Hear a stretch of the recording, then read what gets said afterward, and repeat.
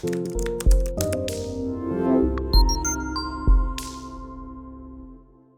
everyone, how are you all? So guys, today I am going to explain you the poem The Road Not Taken, written by Robert Frost. Got it? So first of all, I am talking about the poet. The poet is Robert Frost. His full name is Robert Lee Frost. As you know, he was a nature poet because he was much fascinated by the nature. Alright, and he was a famous American poet. He was born in 1874 in San Francisco in USA, and he was died in 1963 in Boston, USA. So, The Road Not Taken. What do you understand by the title? Road. Road means, road is refer to the options. Okay, हम अपनी life में जितने भी decision और choices choose करते हैं, ठीक है, तो यहाँ रोड्स सिंबलाइज किया गया है, मेटाफोरिकली यूज किया गया है ऑप्शंस से. We have many options and decisions in our life. Okay, और जो भी हम डिसीजन और चॉइस हम चूज करते हैं ऑप्शंस में से, वो हमारे फ्यूचर पे इम्पैक्ट डालता है. Okay, so which options we will choose, it depends upon us. ये हमारे ऊपर निर्भर करता है. Alright, so in this poem the poet was somewhere in the woods and he was standing there and he was little bit confused कि which way he had to take, कि कौन सा उसको रास्ता लेना चाहिए था. तो वो अब वहाँ पे खड़े होकर he was thinking over this कि which options. तो यहाँ जैसे मैंने बताया सिंबलाइज किया है, यहाँ पे रोड्स को कंपेयर किया है to the options. Options means your choices, your decision, जो हमारे फ्यूचर को एक तरीके से क्रिएट करते हैं. Got it? तो यहाँ पे पोइट द सेम कंडीशन, यहाँ पे पोइट भी उसी सेम कंडीशन में है कि वो कौन सा रोड चूज करे. तो as you can say the options, यहाँ पे जो रोड्स हैं, इट्स टू रोड्स जो दी गई हैं, it's similar to your career options. For example, अगर ये टू वेज जा रहे हैं, मान लो किसी को यहाँ पे if somebody want to become doctor और इंजीनियर, राइट, और भी बहुत सारे ऑप्शंस हो सकते हैं, जर्नलिस्ट, बहुत सारे हो सकते हैं. तो बिल्कुल यहाँ पे सिंबलाइज किया गया है टू रोड्स को. ठीक है, कि अगर हम एक बार जो भी हम डिसीजन लेते हैं हमारी लाइफ में होते हैं, तो वो हमें सोच समझ कर लेना होता है, क्योंकि इससे ही हमारा सारा फ्यूचर रिलेट करता है. And you can relate your self. इस पोम को यदि आप बिल्कुल अटेंशन के साथ, अटेंटिव होकर इसको केयरफुली आप पढ़ेंगे, तो ये आप जैसे एज ग्रुप के लिए, कि जहाँ हम लोग बहुत कंफ्यूज होते हैं कि कौन सा करियर चूज करें या कौन से सब्जेक्ट चूज करें जो हमारे लिए बेनिफिशियल होगा. ठीक है, तो उसी फीलिंग को, उसी थॉट के साथ पोएट ने इस पोम को एक्सप्रेस किया है. तो let's start. Two roads diverse in a yellow wood. कि the poet was standing there and said कि two roads in front of me, two roads for diverse. Diverse कहते हैं गोइंग सेपरेट. ठीक है, going separate means, separate means different directions में two roads हैं जो जा रही हैं in yellow wood. Yellow wood मतलब वुड्स, आप जानते हैं फॉरेस्ट. येलो क्यों कहा गया? Here the poet is talking about the autumn season. Autumn means पतझड़. ठीक है, जब और in that season, autumn season में दो लीव्स कैसी हो जाती हैं, the leaves turn into yellow और ऑरेंजिश, येलोइश ऐसी हो जाती हैं, तो इसलिए येलो वुड कहा गया है. Okay, and sorry, when poet saw the two roads and he said, and sorry मतलब sorry, I could not have travel both, कि मैं दोनों पे तो ट्रैवल नहीं कर सकता हूँ. एंड बी वन ट्रैवलर, क्योंकि मैं एक ही ट्रैवलर हूँ, मतलब मैं एक ही पर्सन हूँ. तो एक पर्सन दोनों जगह पर, हाउ कुड इट पॉसिबल, कैसे पॉसिबल हो सकता था कि वो दोनों ही रोड पर सेम टाइम में ट्रैवल कर ले. तो उसने कहा कि मैं दोनों पे नहीं कर सकता. लॉन्ग आई स्टूड, और काफी लंबे समय तक he was standing there and thinking over it and look down one as far as I could. उसने कहा कि एक रोड तो मुझे ऐसे दिख रही है कि मैं जितना दूर देख सकता हूँ, as far as I could, एक स्पॉट पे खड़े होकर देख रहा हूँ. टू वेयर इट बैंड, कि वो कहाँ पे जाके वो रास्ता टर्न हो जाता है। इन द अंडरग्रोथ, अंडरग्रोथ कहते हैं, मैंने लिखा हुआ है dense growth of bushes and plants, plants या झाड़ियाँ होती हैं जहाँ वो एक जगह जाके हाइड हो जाता है रास्ता, कि बस मैं वहाँ तक देख पा रहा हूँ। Okay, second stanza, then took the other, उसने कहा अब मैं दूसरा रास्ता देख रहा हूँ जो सेकेंड वाला है, जस्ट एज फेयर, वो भी मुझे सेम ही लग रहा है, same as the first one. And having perhaps, perhaps मतलब may be the better claim, कहता है और हो सकता है कि it's a better for me, कि मैं ये दावा करता हूँ, क्लेम करता हूँ कि it's a better option to me to choose, because it was grassy and wanted wear, क्योंकि वो रास्ता जो है वो कैसा है, ग्रासी है, मतलब grass is grown over there on the road, and wanted wear, और वो the wanted wear means unused, मतलब वॉन्टेड वियर अनयूज्ड मतलब the road has not been use, जिसको यूज नहीं किया गया और उस पर बड़ी बड़ी ग्रास हो रही है, ग्रीनरी, तो उसको वो बेटर क्लेम करता है, बेटर ऑप्शन मानता है अपने लिए। Though as for the passing by, passing by means going up and down, मतलब उस पर निकलने वाले, गुजरने वाले, कि यदि मैं एज फार, इस पर अगर मैं जाता हूं तो had want them really about the same, तो मुझे ऐसा लगता है कि, और ये भी बहुत ज्यादा वॉन है, मतलब काफी पुराने हैं, and really about the same, और ये भी बिल्कुल कैसी है, about the same, just as fair, ये दोनों एक ही बात है, मतलब दोनों सेम है। Okay, now see the poetic devices used. First पहले हम राइमिंग स्कीम देखते हैं, ए,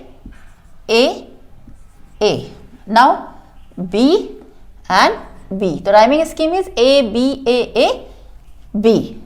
okay, now see and, three consecutive lines, मतलब सेम वर्ड से स्टार्ट हो रही है, टू मेक सम इम्पैक्ट, तो हम यहाँ पे कौन सा यूज हुआ है, जैसे कि आप लोग जानते हो, मैंने पहले भी बताया इस तरह के बारे में, एनाफोरा, तो दिस इज एनाफोरा।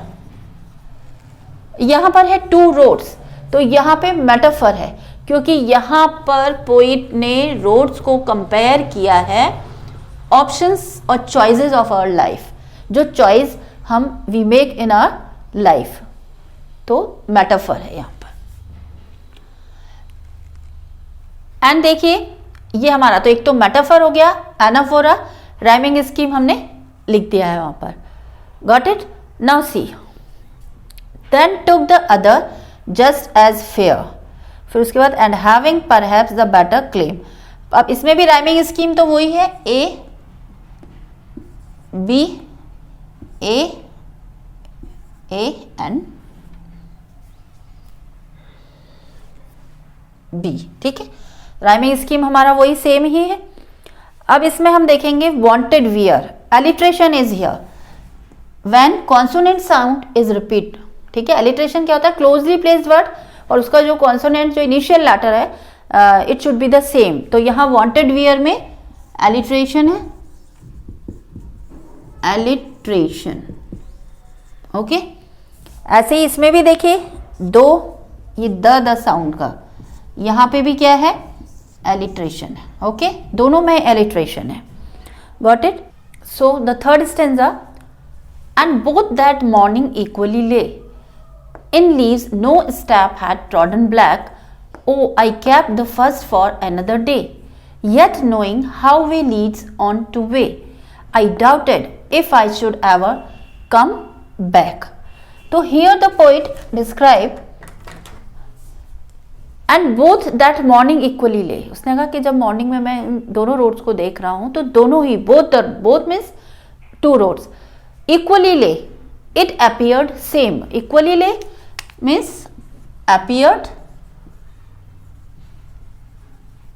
same, कि वो मुझे सेम दिख रही हैं।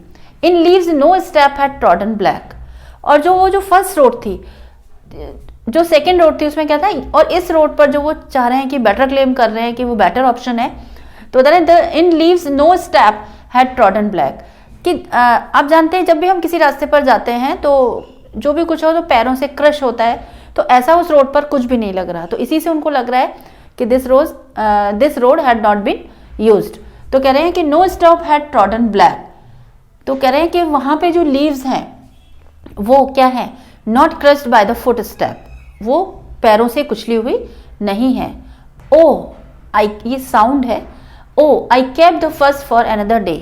अब यहाँ पे हियर द पोइट सेड कि I will try the first one, जो मच ट्रेवल्ड है वो मैं किसी और दिन ट्राई करूँगा, ठीक है। यट नोइंग, क्योंकि मैं जानता हूँ, how way leads on to वे, ठीक है, वे लीड्स टू वे, कि कैसे एक रास्ता दूसरे रास्ते को लीड करता है, कि जैसे मैं अभी इस रास्ते पर चल के जाऊँगा तो आगे जाके मुझे और ऑप्शन दिखेंगे, मे बी और 2 ऑप्शंस दिखे, मोर देन 2, फिर मैं उनको उसमें से अपनी चॉइसेस और डिसीजन मेकिंग करूँगा या उसको चॉइस करूँगा, फिर आगे जाऊँगा।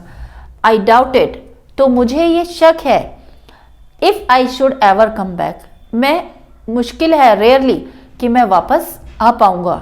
अभी तो वो यहाँ पे कह रहे हैं कि मैंने आई कैप द फर्स्ट रोड, जो कि मच ट्रेवल्ड है, कि मैं उसको किसी अनदर डे ट्राई करूँगा, लेकिन वो कह रहे हैं जब एक बार मैं इस रास्ते पर चला जाऊँगा तो there is no chance to come back on the first one, तो फिर मैं वो फर्स्ट रोड को ट्राई नहीं कर पाऊंगा, क्योंकि आगे जाके हो सकता है मुझे और बेटर ऑप्शन मिले। जैसा बोला ना, एक रास्ता दूसरे रास्ते को मिलता है, हम किसी रास्ते पर जाते हैं, वो कहीं और मुड़ जाता है क्रॉसिंग पे, और वो दूसरा एक रास्ता चूज करना होता है हमें। तो वो कहता है कि लेकिन मुझे शक है कि मैं नहीं आ पाऊंगा। तो यहाँ पॉइंट कहना चाहता है कि वी मस्ट बी केयरफुल, क्योंकि जो चॉइसेस हम अपनी लाइफ में चुन लेते हैं तो उसको वापस नहीं कर सकते, हमें एक डिसीजन लेना होता है, ठीक है। तो हम वापस, ऐसा नहीं है कि सेकंड चूज कर लिया तो फिर हम सोचे कि नहीं ये ठीक नहीं है और फिर हम फर्स्ट वन पे आ जाएं, तो ऐसा नहीं होता है। Second, I shall be, last stanza is this poem, I shall be telling this with a sigh, अब मैं आफ्टर द एजेस, यानी कि somewhere ages and ages hence, उसने कहा, और फिर एजेस एंड, यानी कि फ्यूचर की बात कर रहा है, कि मैं फिर आगे जाके जो मैंने ऑप्शन चूज किया उसके रिगार्डिंग मैं इस चीज को विद अ साई, साई कहते हैं take a deep breath, means in a relaxing manner, ठीक है, कि मैं रिलैक्सिंग मैनर में और लेकर मैं बताऊंगा, समवेयर एजेस यानी कई युगों तक, यानी कि आगे कमिंग जनरेशन को, हैंस, हैंस मतलब फॉर दिस रीजन, कि किस रीजन से मैंने ये रोड चूज की थी और अब इसका रिजल्ट क्या है, ठीक है। 2 roads were diverse in a wood, वापस फर्स्ट जो लाइन थी उसको यहाँ पर रिपीट किया है, टू मेक सम इम्पैक्ट, इस पर स्ट्रेस देना चाहते हैं पोएट। तो उसने कहा कि क्योंकि मैंने जो 2 रोड चुनी थी, ठीक है, and I took the less travelled, और मैंने कौन सी चूज की थी, लेस ट्रेवल्ड चूज की थी मैंने, जिसपे बहुत कम लोग गए थे, by and that has made all the differences, और वो जो मैंने चॉइस की थी बिफोर सो मैनी ईयर्स, जो मैंने लेस ट्रेवल रोड चूज की थी, या जो चॉइस या जो डिसीजन मैंने लिया था, that has make all the differences, उस डिसीजन ने, उस चॉइस ने मेरी लाइफ में बहुत डिफरेंसेस, मतलब बहुत सारे चेंजेस आए हैं, ठीक है, और इसी रीजन से मैं आज इस मुकाम पर हूं। तो यहाँ poet want to convey a important message, ठीक है। तो यहाँ पोइट कन्वे करना चाहते हैं कि important message to us, that our future depends on the present, so we must be careful as we do not get a chance to go back on the option once left, means एक option जो हमारा पीछे छूट गया है और हम चाहें कि अब ये डिसीजन हमारा रॉन्ग था तो हम इसको चेंज कर लें, तो it is not possible to go back to the first one option. Got it? So this is the message that poet want to convey us, and I hope you all have understood very well.